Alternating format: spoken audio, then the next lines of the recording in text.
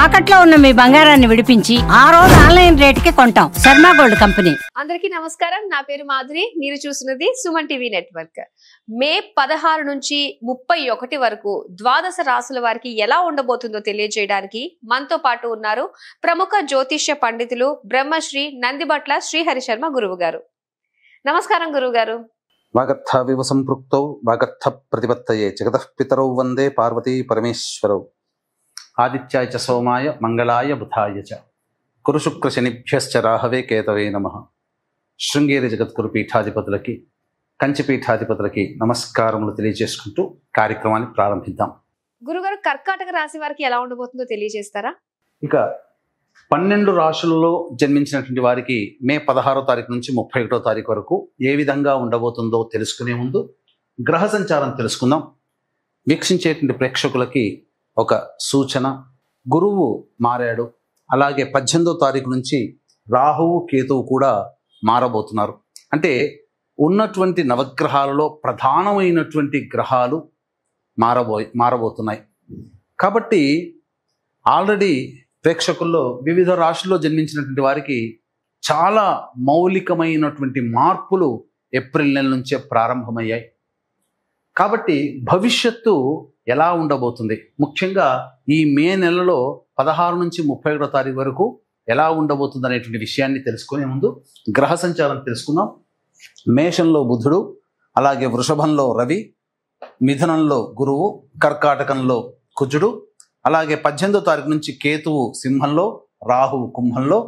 ఇక చూసుకున్నట్లయితే వెరసి ప్రధానంగా 3 గ్రహాల కలయిక మీనరాశిలో శుక్రుడు శని రాహు యొక్క కలయిక. ఇది ప్రధానంగా గమనించదగినటువంటి విషయం. మే 16వ తారీఖు నుంచి 31వ తారీఖు వరకు కర్కాటక రాశిలో జన్మించినటువంటి వారికి ఏ విధంగా ఉండబోతుందో తెలుసుకునే ప్రయత్నం చేద్దాం. వీక్షించేటువంటి ప్రేక్షకులు గమనించాల్సినటువంటిది 16 నుంచి 31వ తారీఖు వరకు కాలసర్పదోషము అనేటువంటిది ఉన్నది. ఈ కాలసర్పదోషం వల్ల రాహుకేతుల మధ్యలో అన్ని గ్రహాలు బంధింపబడతాయి. కాబట్టి జాతకం ఎంత గొప్పగా ఉన్నప్పటికీ కూడా వర్తమాన కాలంలో సంచార గ్రహ ప్రభావము కాలసర్పదోషము చేత చాలా మటుకు సమస్యలు సామాన్యముగా ఫలితములు సామాన్యముగానే ఉంటాయి, అనుకున్నటువంటి విధంగా ఉండకపోవచ్చు. కాబట్టి ఏ మేర సంబంధించినటువంటి విషయాలు ఉంటాయనేటువంటి విషయాన్ని మనం క్షుణ్ణంగా పరిశీలింపజేసుకుందాం.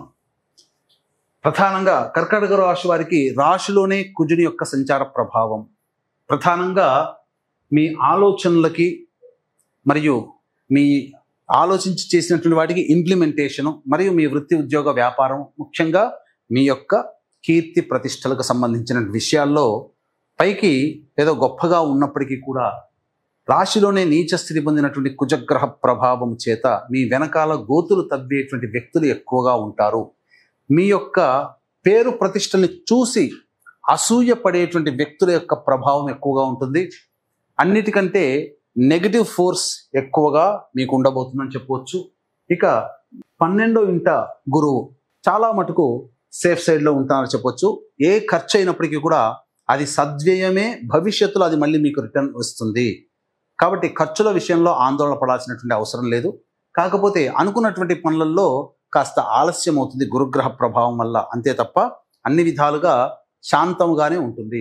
ఇక 2వ స్థానంలో కేతు యొక్క ప్రభావము వెరసి మీ యొక్క వాక్కుని అదుపులో ఉంచుకోవడం, రాశిలో కుజులు స్తంభించి ఉండడం, 2వ ఇంట కేతువు, సప్తమంలో రాహువు, ఈ అష్టమంలో రాహువు, ఈ గ్రహ ప్రభావం చేత కార్య అనుకూలత అంతగా ఉండదు. చేపట్టినటువంటి పనులలో ఆటంకాలు ఎక్కువగా ఉంటాయి. వృత్తి వ్యాపారాల్లో నష్టములు ఉంటాయి. ఉద్యోగస్తులు జాగ్రత్తలు పాటించండి, మీకు నష్టం జరిగే అవకాశం ఉంటుంది అని ఈ యొక్క గ్రహ ప్రభావాలు మనకు తెలియజేస్తున్నాయి. ఇక భాగ్యస్థానంలో శుక్రుడు శని రాహువు 18వ తారీఖు వరకు రాహువు. శుక్రుడు శని యొక్క ప్రభావము 16 నుంచి 31 మధ్య కాలంలో కనుక చూసుకున్నట్లయితే ప్రధానంగా విదేశీ యానము, విదేశీ విద్యకు సంబంధించే ప్రయత్నాలన్నీ కూడా కొలిక్కి వస్తాయి. అలాగే మీ ఆస్తి వివాదాల సంబంధించిన విషయాల్లో మీది పైచేయి సాధించే అవకాశాలు ఎక్కువగా గోచరమవుతున్నాయని చెప్పవచ్చు. అన్ని విధాలుగా ఆనందదాయకమైనటువంటి పరిస్థితులు మీకు కలుగుతాయి. ఇక 10వ స్థానంలో బుధుని యొక్క సంచారము, ఇది చాలా విశేషమైనట్టు యోగప్రదముగా చెప్పవచ్చు. ఇతరుల సహాయ సహకారాలు మీకు కలగడం, తద్వారా మీరు అనుకున్నటువంటి పనులలో మీకు కొంత విశ్రాంతి లభిస్తుంది. అనుకున్నటువంటి పనులు ఇతరులు చేయడం ద్వారా మీకు విశ్రాంతి లభించడం, ఆ విధంగా ఎదుటి వాళ్ళ సహాయ సహకారాలతో మీ పనులన్నీ పూర్తి చేసుకుంటారు. ముఖ్యంగా వ్యాపారస్తులకి చాలా విశేషమైనటువంటి ధనలాభము గోచరమవుతుంది. ఇక 11వ ఇంట రవి ప్రభావము, ఇది చాలా అనుకూలము కర్కాటక రాశి వారికి. ఉద్యోగంలో ఉన్నటువంటి వాళ్ళకి అనగా నిరుద్యోగస్తులకి ఉద్యోగం లభించే అవకాశం ఎక్కువగా గోచరమవుతుంది. ముఖ్యంగా కోరుకున్నటువంటి సంస్థల్లో ఉద్యోగం పొందడానికి కూడా ఇది అనుకూలంగా ఉండేటువంటి సమయం. అన్ని విధాలుగా యోగదాయకంగా ఉంటుంది. ధనపరమైనటువంటి సమస్యల్ని పూర్తి చేసుకుంటారని చెప్పొచ్చు. తర్వాత చెప్పొచ్చేది ఏంటంటే, కర్కాటక రాశి వారికి గ్రహాల మార్పు వలన ఇబ్బందులు అనేటువంటి కలిగినప్పటికీ కూడా ఫలితములలో మాత్రం ఎటువంటి ఇబ్బందులు ఉండవు. అన్ని విధాలుగా ఆనందదాయకంగా ఉంటుంది. కాకపోతే కాలసర్పదోష ప్రభావమే కాస్త ఫలితాలని ఆలస్యం చేస్తుంది, కానీ ఫలితము తప్పకుండా ఉంటుందని చెప్పవచ్చు. ఈ రాశి స్త్రీలకి ఎలా ఉండబోతుంది అంటారు? ఇక ఈ రాశిలో జన్మించినటువంటి మహిళలకి ప్రధానంగా మొండి ధైర్యంతో పనులు మొదలు పెట్టే అవకాశం మీరు చూసుకోండి. మీరు నిరుత్సాహపడకండి. ఏం జరగబోతుంది, ఇది దీనివల్ల నాకేమైనా చెడ్డ పేరు వస్తుందా, ఈ పని చేయడం వల్ల మంచికే చేస్తున్నారుగా. జీవితంలో మీరు సొంత నిర్ణయం తీసుకొని కుటుంబాన్ని బాధ్యతగా మోసే పనే కదా. కాబట్టి అన్ని విధాలుగా మీకు తరువాత ఫలితాలు శుభంగా మారుతాయి. మొదట్లో కష్టములు ఉంటాయి. అయితే మీరు ఏ నిర్ణయం తీసుకున్నా మిమ్మల్ని వెనక్కి లాగే వాళ్లే ఉంటారు, మిమ్మల్ని అనుమానించే వాళ్లే ఉంటారు, మిమ్మల్ని ద్వేషించే వాళ్లే ఉంటారు, అసూయ పడే వాళ్లే ఉంటారు. వాటన్నిటిని లెక్క చేయక మొక్కవని ధైర్యంతో ముందడుగు వేయండి. ఫలితం వచ్చిన తర్వాత అందరూ మిమ్మల్ని ప్రశంసలకి గురి చేస్తారు. అయితే ఉద్యోగం చేస్తున్నటువంటి మహిళలు జాగ్రత్తలు పాటించండి. వృత్తి వ్యాపారాల్లో ఉన్నటువంటి వాళ్ళకి సామాన్యమైనటువంటి స్థితిగతులు కలుగుతుంది. అలాగే విద్యార్థినులకి శ్రమతో కూర్చున్నటువంటి ఫలితములు అనేటువంటి కలుగుతాయి. వివాహం కాని అమ్మాయిలకి వివాహ సంబంధాలు నెరవేరిన అవకాశం ఉంటుంది. సంతాన ప్రాప్తి కూడా గోచరమవుతుంది. అన్ని విధాలుగా మిశ్రమమైనటువంటి ఫలితాలు ఈ యొక్క కర్కాటక రాశిలో జన్మించినటువంటి మహిళలు పొందుతారని చెప్పవచ్చు. ఇక రోజువారీ దినచర్యలో భాగంగా చూసుకున్నట్లయితే 16, 17, 18, 19, 20 ఈ తేదీలలో సహాయ సహకారాలు అధికంగా ఉండడం, వస్తు అలంకార ప్రాప్తి, అలాగే వాహన కొనుగోలు కానీ ఆభరణాల కొనుగోలు, వస్తువుల కొనుగోలు జరగడం, ఖర్చులకి మించిన ఆదాయం లభించడం, అన్ని విధాలుగా సమస్యలు తీరడం, ధనపరమైనటువంటి సమస్యలు తీరడం, రాని బాకీలు వసూలు అవ్వడం, విందులు వినోదాల్లో కుటుంబ సభ్యులు మిత్రులతో ఆనందంగా పంచుకోవడం అనేటువంటివి జరగడం, అలాగే ఇతరత్ర వ్యక్తిగతమైనటువంటి ఆనందకరమైన జీవితాన్ని ఈ 16, 17, 18, 19, 20 తేదీలో మీకు పొందుతారని చెప్పవచ్చు. 21, 22వ తారీఖు మాత్రం జాగ్రత్తలు పాటించాల్సినటువంటి పరిస్థితి. మనస్సు ఆందోళనగా ఉంటుంది. ఏ పని చేయాలన్నప్పటికీ కూడా ఒక జిగ్జాగ్ లాగా ఉంటుంది.